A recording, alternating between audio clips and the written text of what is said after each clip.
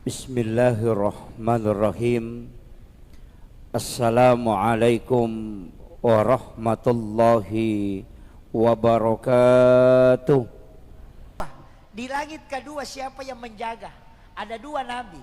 Nabi Yahya, yang kedua adalah Nabiullah Isa alaihissalam. Dua nabi ini hampir seumuran. Karena Nabi Isa lahir dari Maryam.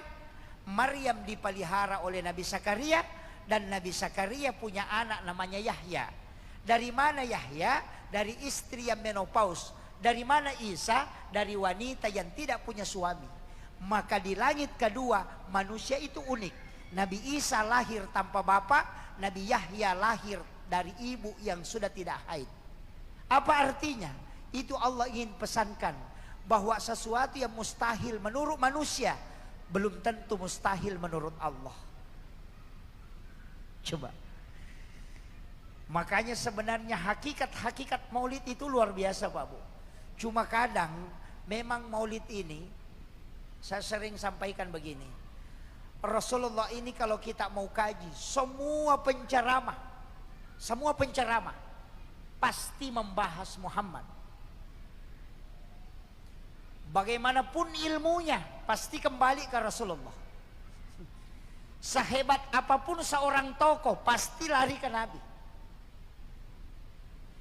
Kita bisa melihat sekarang pergerakan Islam. Iran sudah bangkit melawan. India sekarang bangkit. Jutaan umat muslim berkumpul. Ini sudah tanda akhir zaman. Persiapkan diri kita dengan baik. Pasti internet akan hilang. Karena satelit ketika hancur di bawah, maka satelit pun di atas tidak akan mungkin berfungsi. Kenapa Nabi meminta jangan menutup sumur? Sumur itu jangan ditutup. Biarkan dia terbuka. Karena kalau di akhir zaman ketika tidak ada listrik, sumur bor tidak bisa diambil airnya. Maka yang bisa diambil hanya sumur manual. Nabi sudah sampaikan semua.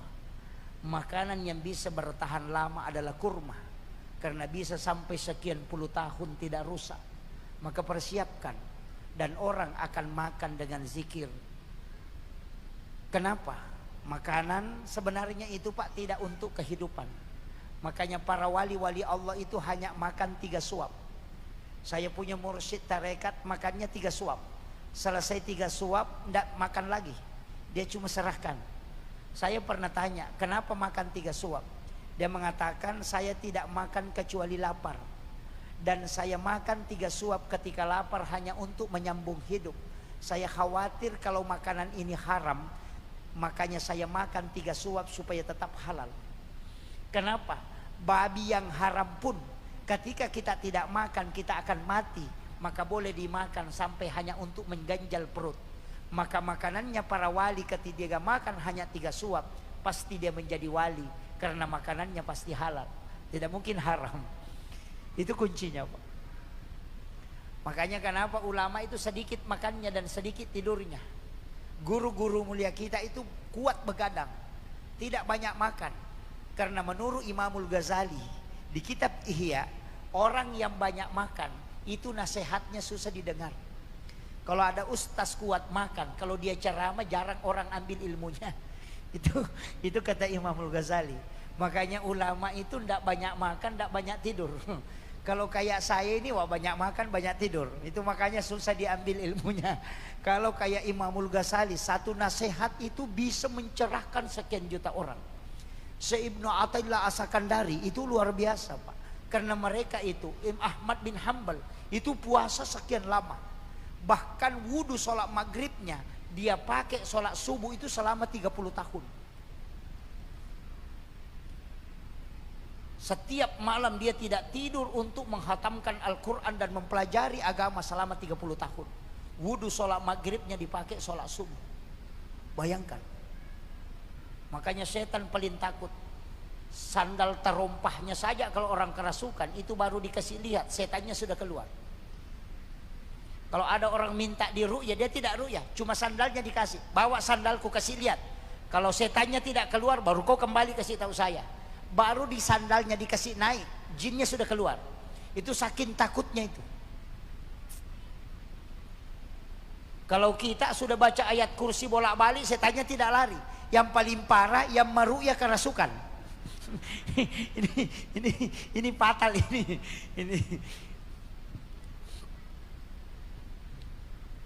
Kemudian Nabiullah Adam alaihi salam itu kan rindu, makanya dia bisa melihat wajahnya Rasulullah. Semua nabi itu pernah ketemu dengan Rasulullah. Makanya ketika Nabi dimi'rajkan, di mana dia sholat? Di Masjidil Aqsa, di Palestina. Dia jadi imam, yang jadi makmum semua nabi dan rasul di belakangnya.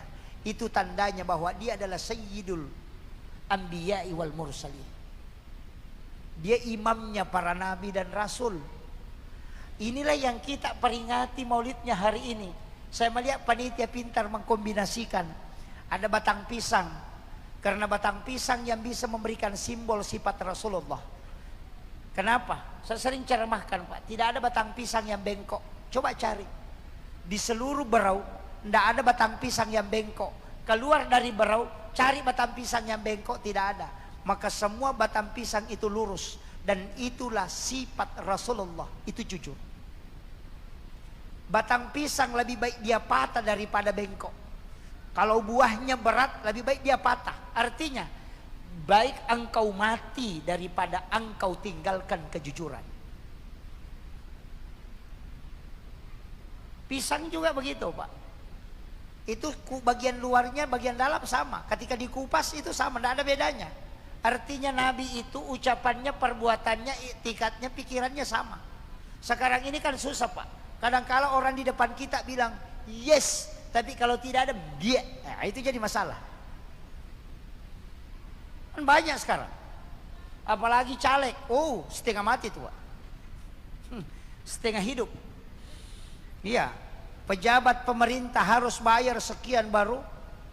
Saya ketemu dengan salah seorang yang dianggap tokoh politik. Saya diskusi, bisakah ini money politik dihilangkan? Sekalian jangan ada yang keluarkan uang. Semua caleg, semua pejabat sepakat, jangan ada yang keluarkan uang. Kalau ada yang keluarkan uang, saya pernah tanya, bagaimana ini Bawaslu? Kalau Bawaslu mau temukan yang cari uang gampang. Kalau calegnya kasih uang 500, kasih tahu saya kasih 1 juta kalau kau mau lapor. Pasti lapor itu. Tapi Bawaslu tidak mampu. Saya kasih tahu, bisakah tidak dikasih uang? Jawabannya apa? Itu yang membuat saya tercengang. Pak Ustaz, orang sholat jenazah saja dibayar, apalagi dipanggil untuk mencoblos. Saya diam, oh betul juga ya. Makanya saya tidak bisa jawab. Yang sholat jenazah saja nyata-nyata wajib, Pak Ustaz.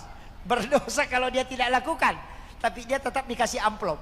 Apalagi kalau dipanggil hanya memilih pemimpin. Waduh, saya bilang angkat tangan saya tidak bisa ngomong. Ini memang bahaya, Pak. Makanya saya sampaikan, pilihlah pemimpin dengan hati nurani. Karena kalau pertanggungjawabannya berat. Dekat-dekat ini akan mencoblos. Laksanakan sholat sunnah istikharah. Minta petunjuk kepada Allah. Mana yang terbaik, silahkan coblos. Tidak usah pakai kampanye bilang ini. Cukup coblos yang telah diberikan petunjuk dari Allah. Nanti di hari kemudian kita tidak akan ditanya. Karena sholat yang bicara, saya sudah memberinya petunjuk. Selesai. Tapi kalau mencoblos karena ada sarung, oh lama prosesnya. Tunggu lama. Diputar-putar itu, Pak. Di padang mahsyar itu orang menunggu berapa?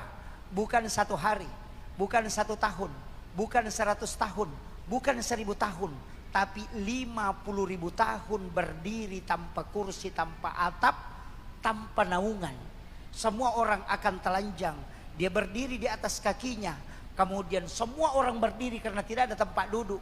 Karena semua orang di dunia mulai yang pertama sampai yang terakhir kumpul semua di sana. Berapa lamanya? 50.000 tahun menunggu untuk dihisab.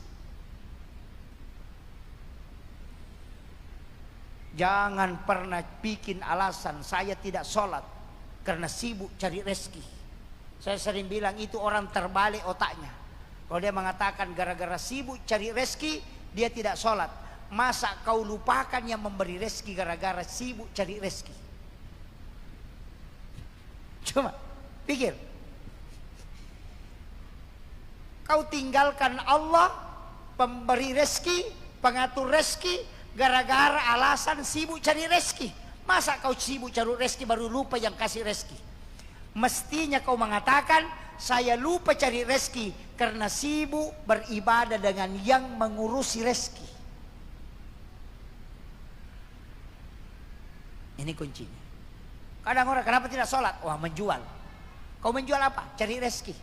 Masa kau lupa yang memberi rezeki gara-gara mencari rezeki? Coba. Ini yang kadang jadi masalah, Pak. Memang umat ini. Tapi ya begitulah. Kita ini bersyukur, Pak. Saya mengatakan jamaah yang datang di sini kalau masuk neraka celaka betul. Apalagi yang panitia maulid, apalagi yang hadrah ini, kalau masuk neraka celaka betul. Nabi itu sudah memblok semua, Pak. Saya pernah menangis itu karena baca permintaannya Rasulullah. Ada 21 dan ada hadiah khusus 7. Tidak ada Nabi yang dikasih hadiah khusus 7 masalah kecuali Rasulullah. Kemudian 21 dia minta, cuma 1 tidak dikabulkan. Apa permintaannya Rasulullah? Ya Rabb, umur umatku jangan panjang, pendekkan. Likulli syai'in hasabi wa hasabi ummati baina si'tina wa sab'in, antara 60-70 tahun. Kenapa? Nabi khawatir kalau umur kita panjang, nah kita pelaku dosa nanti terlalu lama dihisap. Bayangkan, Pak, kalau umatnya Nabi Musa ada yang 200-300 tahun, kalau pemain judi 300 tahun, wah itu lama hisapnya itu. Tidak sholat 300 tahun, wow fatal itu, Pak. Karena satu kali tidak sholat subuh, itu 80 tahun dicelupkan dalam api neraka. Oh itu fatal itu. Makanya umurnya pendek. Cukup likulli syai'in hasadu wasabi ummati baina si'tin wasabain, antara 60-70 tahun. Makanya ketika ada orang yang wafat di umur antara 60-70 tahun, jangan menangisi karena kesedihan, tapi tangisilah karena cinta, tidak masalah. Tapi jangan bersedih karena yang dipanggil orang itu adalah Rasulullah sudah memanggilnya. Karena dia memang minta untuk umatku. Aku sudah merindukan dia di umur 60-70 tahun. Yang kedua, kalau dia umurnya pendek ya Rob, maka aku mohon lipat gandakan kebaikannya. Makanya manja bil hasanati falahu asru amsalihha. Satu kebaikan Allah lipat gandakan menjadi 10. Tapi kalau dosa, Nabi mengatakan cukup 1. Itu pun nanti kau tulis kalau dia tidak bertaubat. Tapi kalau dia taubat, ganti menjadi kebaikan. Inilah yang membuat pejabat korupsi. Nanti ditulis kalau tidak bertaubat. Kalau bertaubat, dihapus, diganti kebaikan. Kan diganti. Tapi kalau kebaikan itu 10. Kemudian yang kedua, apa doanya? Yang ketiga, Rasulullah meminta, ya Rob, untuk umatku sedekahnya yang berdoa dibalik. Jadi Nabi Isa itu umatnya kalau sedekah dia berdoa. Nabi Musa juga demikian. Tapi untuk umatnya Nabi Muhammad tidak. Rasulullah minta yang berdoa adalah yang menerima, jangan yang memberi. Kenapa? Nabi khawatir kalau yang bersedekah itu riya, sehingga pahalanya tidak sampai. Maka yang disuruh berdoa yang menerima, karena tidak mungkin yang menerima itu riya. Yang riya hanya yang memberi. Tapi ketika orang yang tidak riya dan orang yang bersyukur berdoa, maka doanya bisa diijabah. Maka terbebaslah orang tadi yang riya ini. Kemudian Nabi minta lagi, aku mohon lagi satu ya Rabb, berikan pahala kepada orang yang menggembirakan umatku. Makanya ketika orang disedekahi, ketika dia bergembira, tapi yang bersedekah itu riya, maka tetap dapat pahala. Cuma bukan pahala sedekah, tapi pahala menggembirakan umatnya Rasulullah.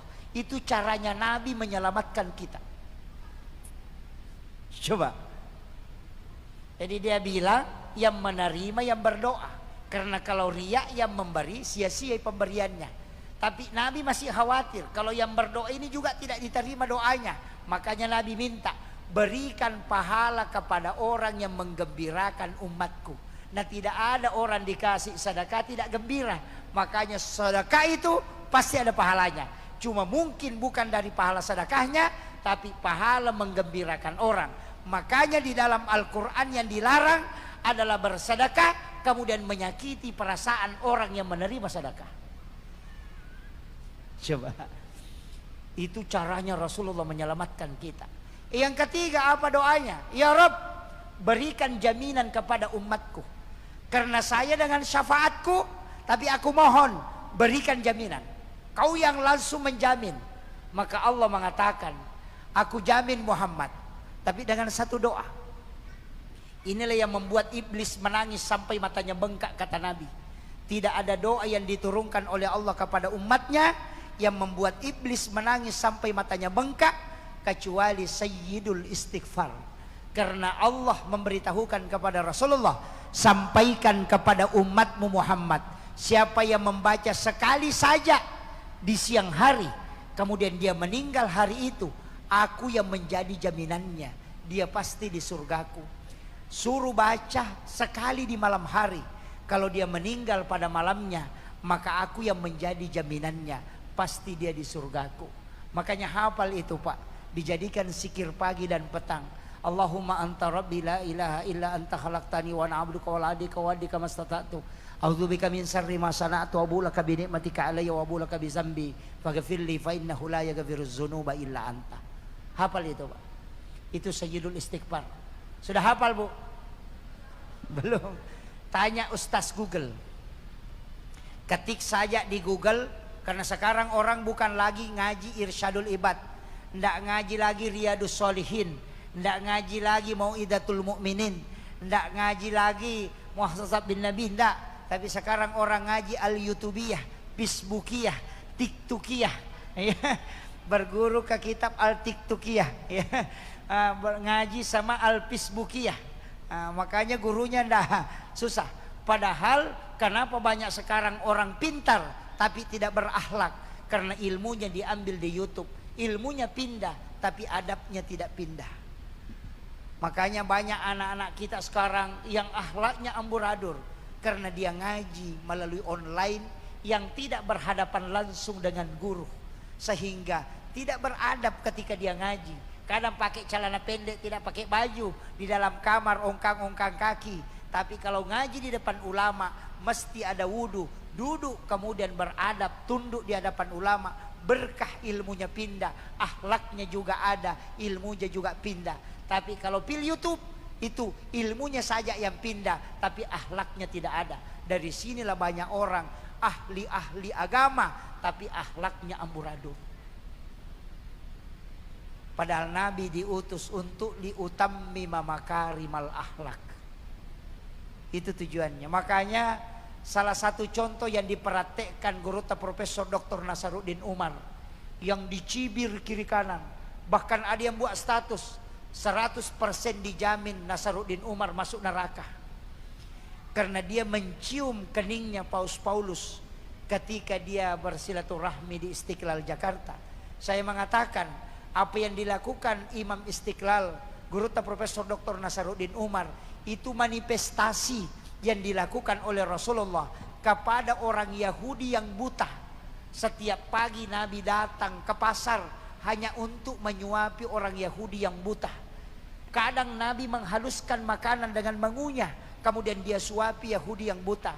Tapi orang Yahudi ini setiap disuapi selalu mengatakan, Muhammad itu penyihir, jangan coba-coba mendekat dengan dia. Saya wasiatkan kepadamu jangan dekati Muhammad karena dia itu penyihir. Ketika engkau masuk berdekat dengannya, maka kau susah lepas.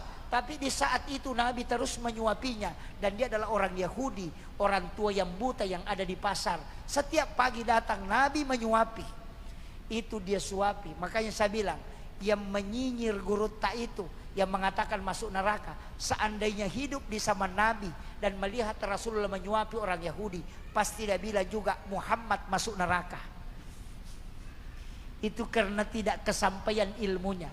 Nabi itu bukan rahmatan lil muttaqin, bukan rahmatan lil muslimin, bukan rahmatan lil mukminin, tapi Nabi itu rahmatan lil alamin. Alamin itu adalah semua makhluk yang ada di muka bumi.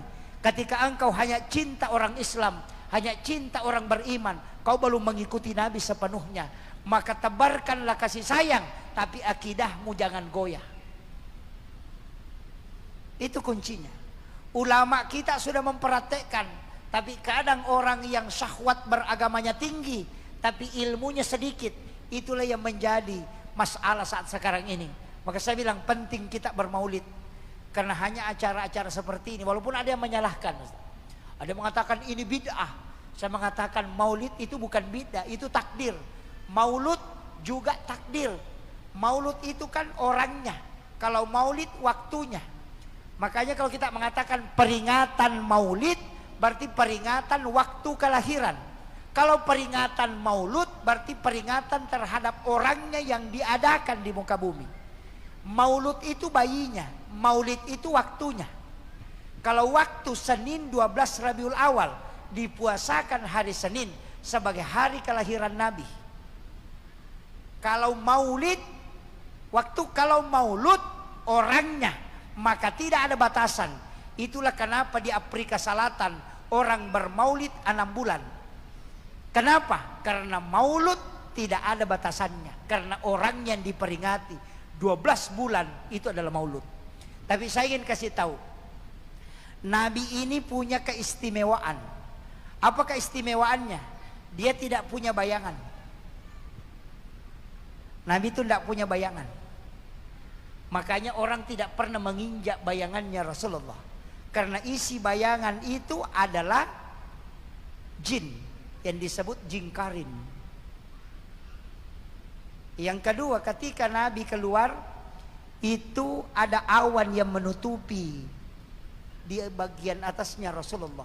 Setiap Nabi berjalan itu ditutupi. Bukan karena Nabi takut hitam, tapi itu karena Allah menjaga matahari supaya tidak hancur. Karena kapan nurnya Rasulullah ketemu langsung dengan nurnya matahari, cahaya matahari, maka pasti matahari akan hancur.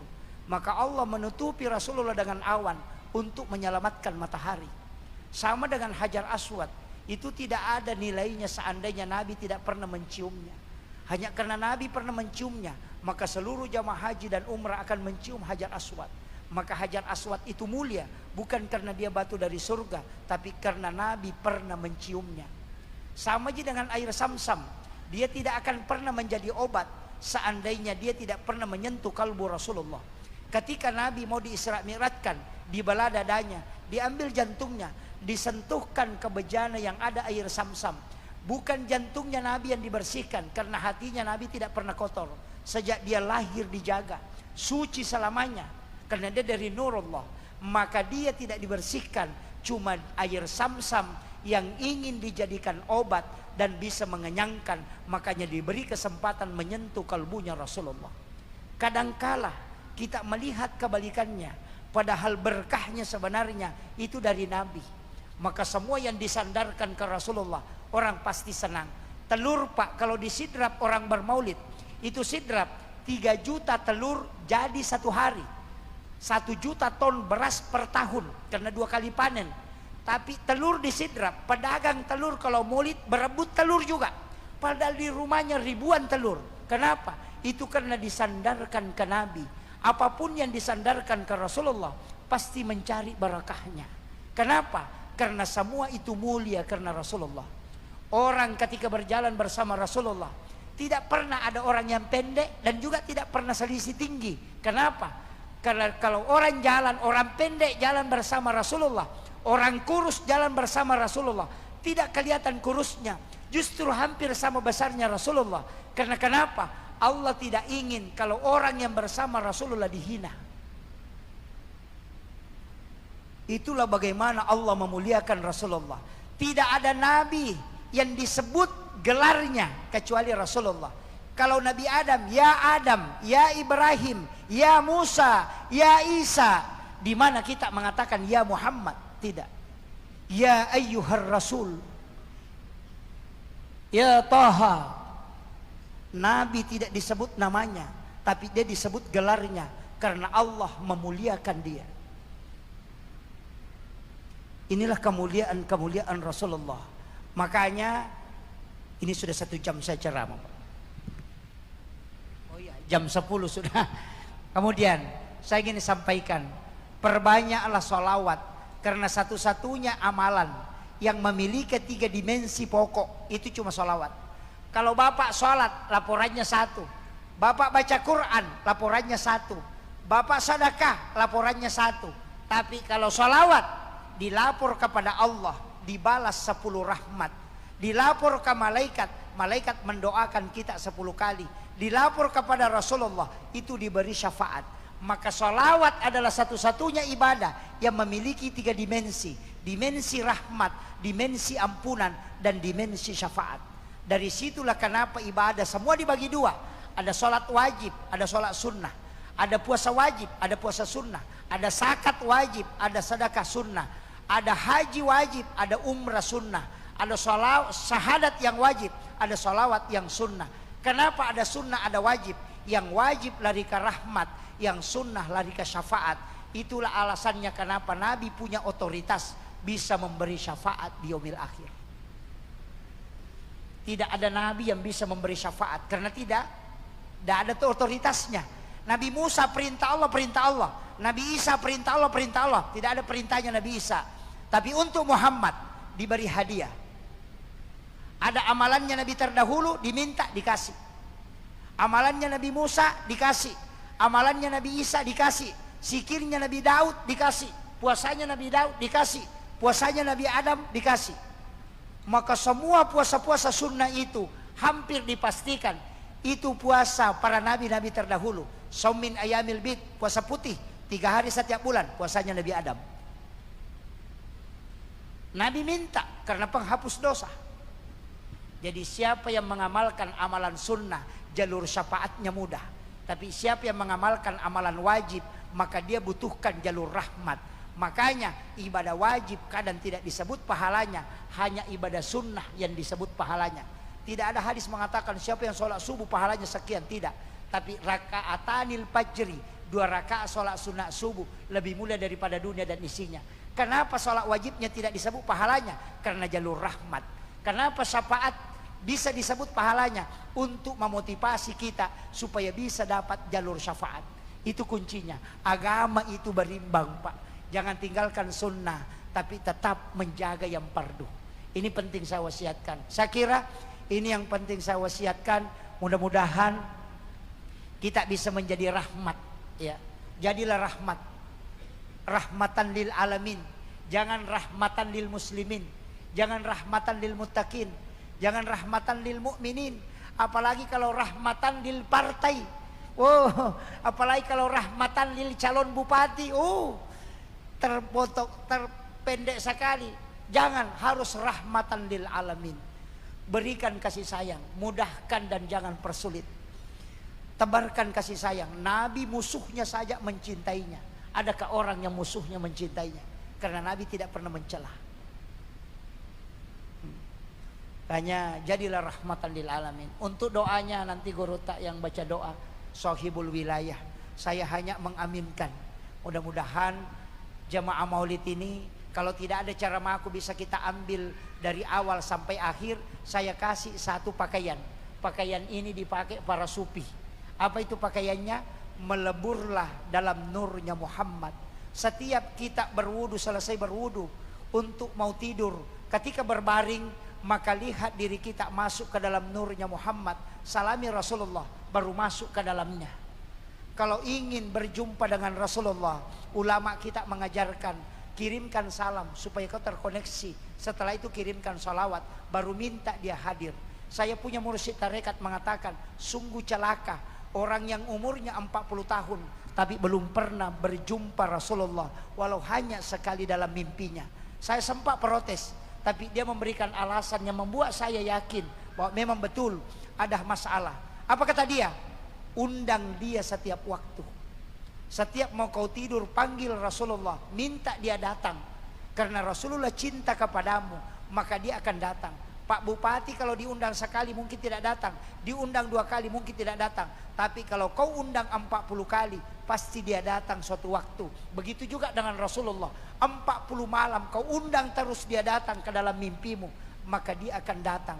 Tapi ketika engkau tidak pernah mengundangnya, maka mohon maaf, itulah alasannya kenapa dia tidak mendatangi engkau. Makanya dia mengatakan, sekali melihatnya dalam mimpi, itu sudah pasti syafaat kelak di yaumil akhir. Akhirul kalam, wallahul muwaffiq ila aqwamit thoriq. Assalamualaikum warahmatullahi wabarakatuh.